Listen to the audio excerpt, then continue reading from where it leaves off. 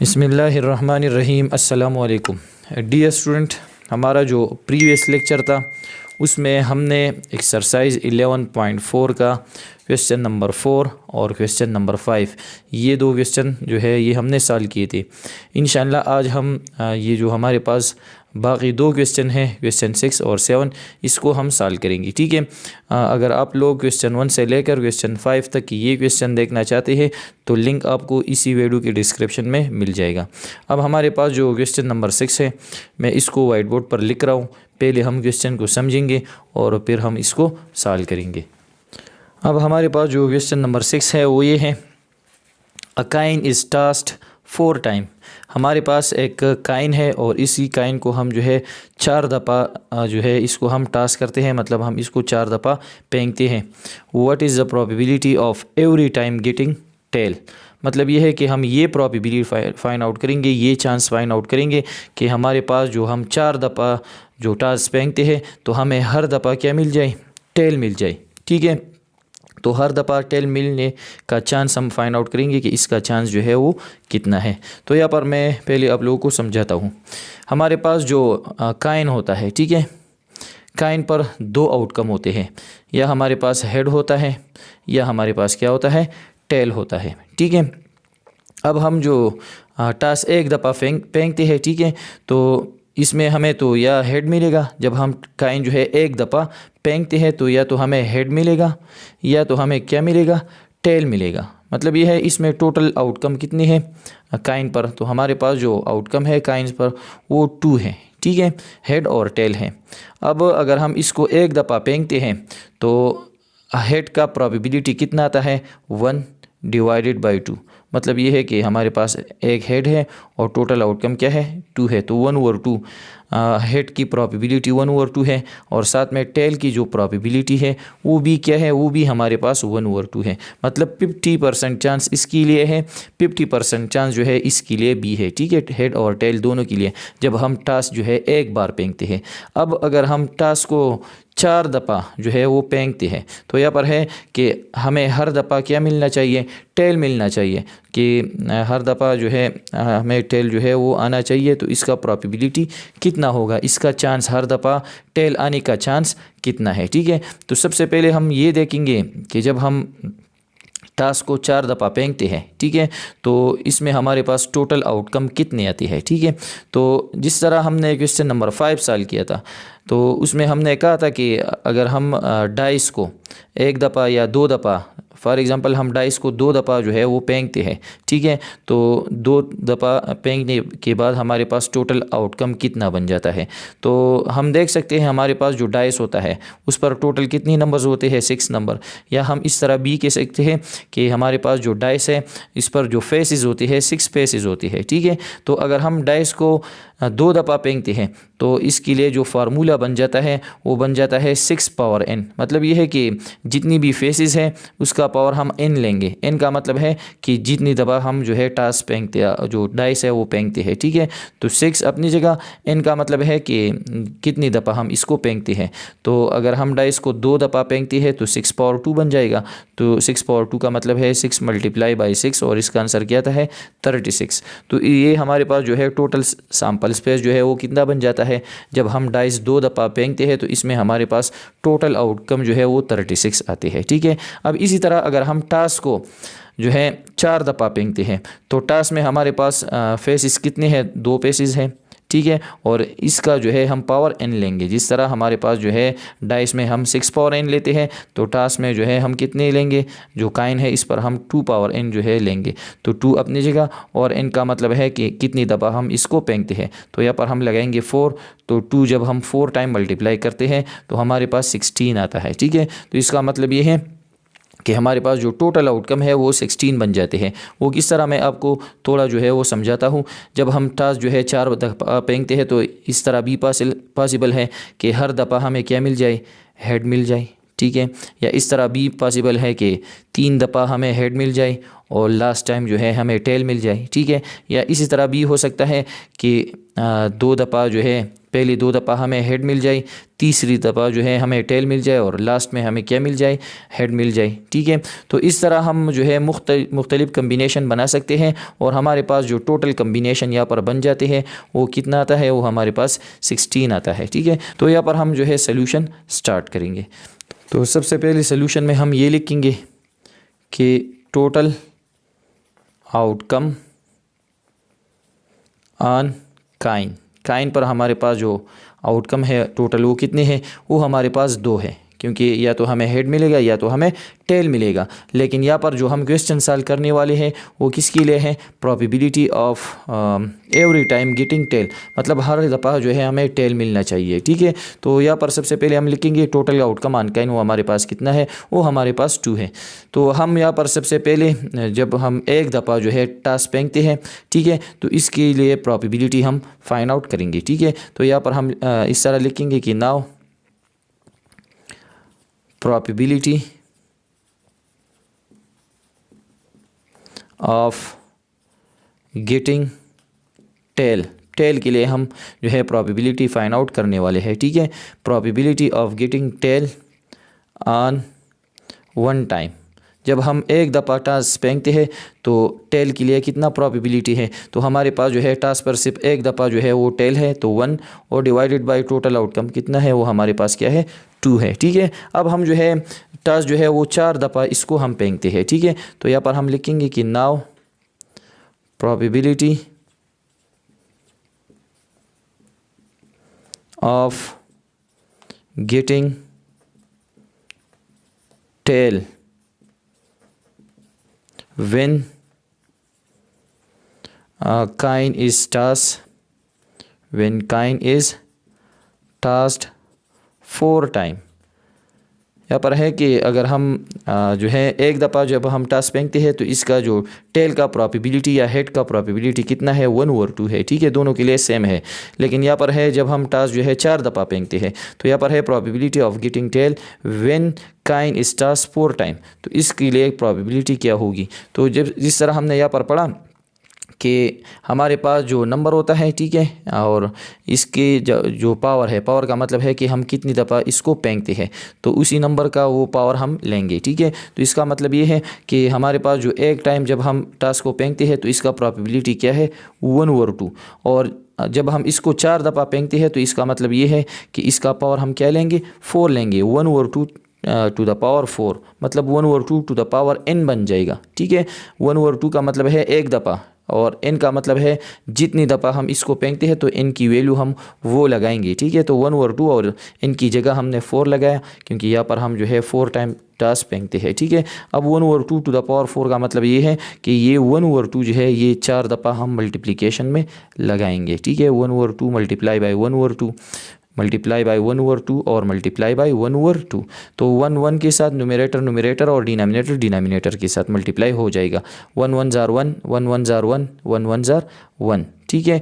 और 2 2 jar 4, 4 2 jar 8, 8 2 jar 16।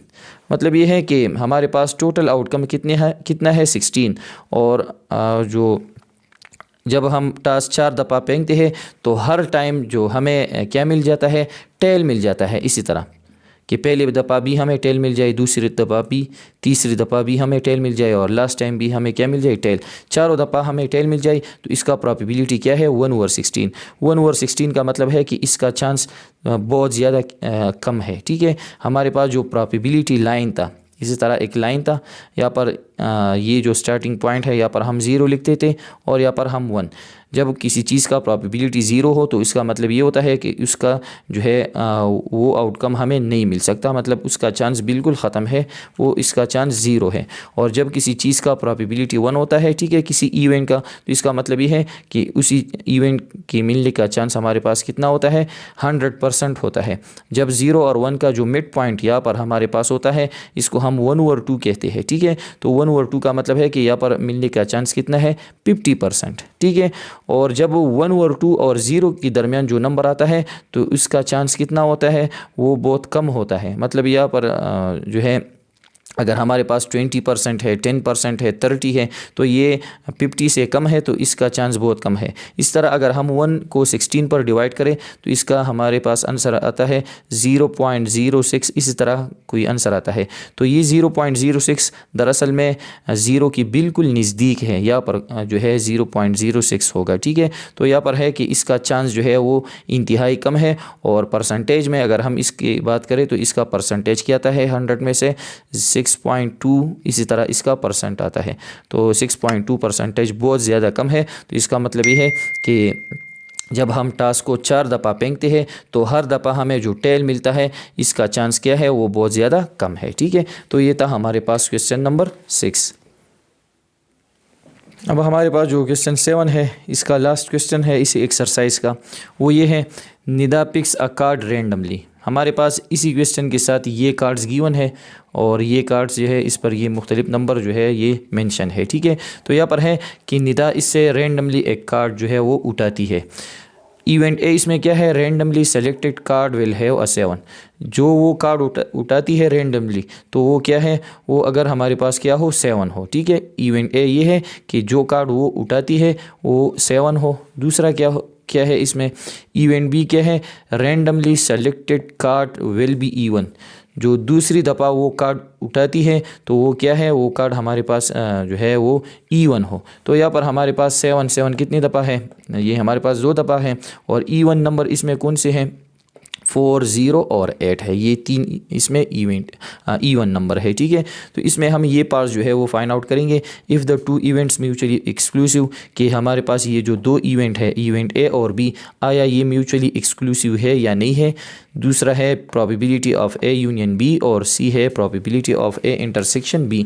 ये तीनों पार्ट्स हम इसमें जो है वो फाइंड आउट करेंगे। ठीक है, तो सबसे पहले हम इवेंट ए वो लिखेंगे। ठीक है, तो इवेंट ए लिखने से पहले हम ये देखेंगे कि ये हमारे पास टोटल कार्ड कितने हैं। ठीक है, तो टोटल कार्ड्स वो हमारे पास कितने हैं, अगर हम इसको सेट शक्ल में लिख के, ठीक है, तो हमारे पास जो है 4 है, 7, 7, 0, 3, 8। तो ये हमारे पास क्या है, कार्ड्स हैं। ये कितने हैं, number of total cards, total card कितने हैं। तो यहाँ पर हम देख सकते हैं 1, 2, 3, 4, 5, 6। टोटल कार्ड कितने हैं, वो हमारे पास 6 हैं। ठीक है, यहाँ पर हम अब लिखेंगे कि नाउ इवेंट ए, वो हमारे पास क्या है कि इवेंट ए है randomly card, randomly selected card इस 7। वो हमारे पास क्या हो, 7 हो। ठीक है, जो कार्ड वो सेलेक्ट करती है वो क्या हो, 7। तो इसको हम भी सेट शक्ल में लिखेंगे। तो 7 कितनी दफ़ा है, 2 दफ़ा। तो इसका मतलब है कि नंबर ऑफ कार्ड्स जो 7 के लिए जो कार्ड्स है उसका नंबर कितना है, वो कितनी दफ़ा है, तो वो हमारे पास 2 दफ़ा है। ठीक है, ये इवेंट ए बन गया। इसी तरह हम इवेंट बी लिखेंगे। ठीक है, इवेंट बी क्या है, selected card will be even, हमारे पास इवन होना चाहिए। ठीक है, तो जो इवन नंबर है वो हम सेट में लिखेंगे। तो इसमें हमारे पास क्या है, 4, 3 है और 8, सारी 3 नहीं 0, 4, 0, 8 है। ठीक है, तो नंबर ऑफ कार्ड यहाँ पर कितनी बन गई, वो हमारे पास 3 बन गए। इसमें 3 इवन नंबर है। ठीक है, तो इसमें जो पहला पार्ट है अब वो हम सॉल्व करेंगे। पार्ट ए क्या है कि आया ये जो 2 इवेंट्स है ये म्यूचुअली एक्सक्लूसिव है। तो इसका जवाब है येस। म्यूचुअली एक्सक्लूसिव इवेंट वो इवेंट्स है जो एक साथ कभी नहीं हो सकते। ठीक है, तो इवेंट ए हमारे पास क्या है कि जो कार्ड वो उठाती है वो 7 हो, और इवेंट बी क्या है कि जो कार्ड वो उठाती है वो इवन हो। तो ये म्यूचुअली एक्सक्लूसिव इवेंट है। क्यों है, इसका जवाब ये है कि जब वो कार्ड उठाती है वो 7 हो और 7 के साथ वो इवन बी हो, तो हमें पता है 7 तो इवन नहीं है। तो इसका मतलब है कि ये दोनों इवेंट एक साथ नहीं हो सकते कि वो कार्ड 7 बी हो और इवन बी हो। ठीक है, तो दोनों एक साथ नहीं हो सकते क्योंकि 7 जो है वो इवन हमारे पास नहीं है। ठीक है, तो इसका मतलब ये है कि yes events are mutually exclusive. ठीक है, पार्ट बी क्या है कि probability of A union B हम फाइंड आउट करेंगे। ठीक है, तो probability of A union B, तो जब हम probability of A union B find out करते हैं तो सबसे पहले हम probability of A find out करेंगे, फिर प्लस यूनियन को हम प्लस में कन्वर्ट करते हैं और प्रोबेबिलिटी ऑफ बी जो है वो फाइंड आउट करेंगे। तो यहाँ पर हम लिखेंगे कि नाउ प्रोबेबिलिटी ऑफ ए, सबसे पहले हमारे पास जो ए है उसकी प्रोबेबिलिटी क्या है, तो ए हमारे पास जो है इसकी टोटल नंबर कितनी है, ए के लिए 2 है और divided by total outcome, total card कितना है वो हमारे पास जो है टोटल कार्ड्स है 6 to 2 और 6। इसमें हम कटिंग जो है वो कर सकते हैं। ठीक है, लेकिन यहाँ पर हम नहीं करेंगे क्योंकि जब हम फिर इसको हम जो है एडिशन में कन्वर्ट करेंगे तो इसका हम एलसीएम लेंगे। ठीक है, तो यहाँ पर हम जो है कटिंग कर सकते हैं, तो चलो कर लेते हैं। ठीक है, 2 1 2 2 3 6, तो 1/3 आता है प्रोबेबिलिटी ऑफ ए। और इसके साथ हम फाइंड आउट करेंगे कि नाउ प्रोबेबिलिटी ऑफ बी, तो बी के लिए कितना प्रोबेबिलिटी है, जो हमारे पास इवेंट बी है उसके लिए टोटल नंबर है 3 और डिवाइडेड बाय टोटल आउटकम कितना है वो हमारे पास 6 है। 3 1 3, 3 2 6। ठीक है, 1/2। ठीक है, अब हम जो है ये फाइंड आउट कर सकते हैं, वो हमारे पास क्या है कि now probability of A union B, तो इस तरह हम लिखेंगे कि probability of A plus probability of B हम लिखेंगे। ठीक है, तो प्रोबेबिलिटी ऑफ ए 1/3 या 1/3 की जगह हम 2/6 लिख सकते हैं।